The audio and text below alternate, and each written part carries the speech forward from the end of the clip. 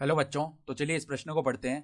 यदि a बराबर आव्यूह cos square alpha sine square alpha cos alpha sine alpha तथा b बराबर आव्यूह sine square alpha cos square alpha sine alpha cos alpha है, तो a प्लस b ज्ञात कीजिए। तो यहाँ पर देखो, हमारे पास में दो आव्यूह a और b दिए हुए हैं, तो हमें a प्लस b का मान बताना है।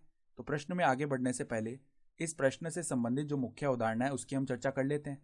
तो देखो, मुख्य अवधारणा देखो क्या हो जाएगी।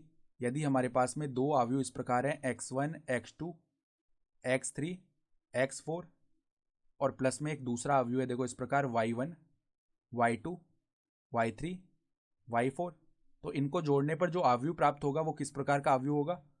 इन आव्यूह के संगत अवयवों को जोड़ देंगे उस आव्यूह में, अर्थात x1 प्लस में y1 x2 प्लस में y2 x3 प्लस में y3 और x4 प्लस में y4। तो संगत अवयवों को हम जोड़ देते हैं आव्यूहों को जोड़ने पर, ठीक है।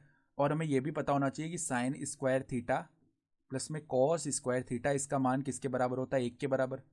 तो अब देखो a प्लस बी निकालेंगे, तो यहाँ पर जो अवयव दिए हुए हैं a और b, इनके संगत अवयव जुड़ जाएंगे, अर्थात कॉस स्क्वायर अल्फा प्लस में हो जाएगा साइन स्क्वायर अल्फा। फिर देखो यहाँ पर साइन स्क्वायर अल्फा प्लस में हो जाएगा कॉस स्क्वायर अल्फा। फिर देखो यहाँ पर कॉस अल्फा प्लस में आ जाएगा साइन अल्फा। फिर देखो यहाँ पर साइन अल्फा प्लस में आ जाएगा कोस अल्फा, ठीक है। तो अब देखो sine square alpha plus cos square alpha भी 1 हो जाएगा, ठीक है। तो यहाँ पर तो आ गया 1, यहाँ पर भी 1, ठीक है, यहाँ पर भी 1 आ जाएगा। फिर यहाँ पर cos alpha plus sine alpha और यहाँ पर क्या आ जाएगा, sine alpha plus cos alpha. तो ये हमारा क्या हो गया, उत्तर हो गया, ठीक है।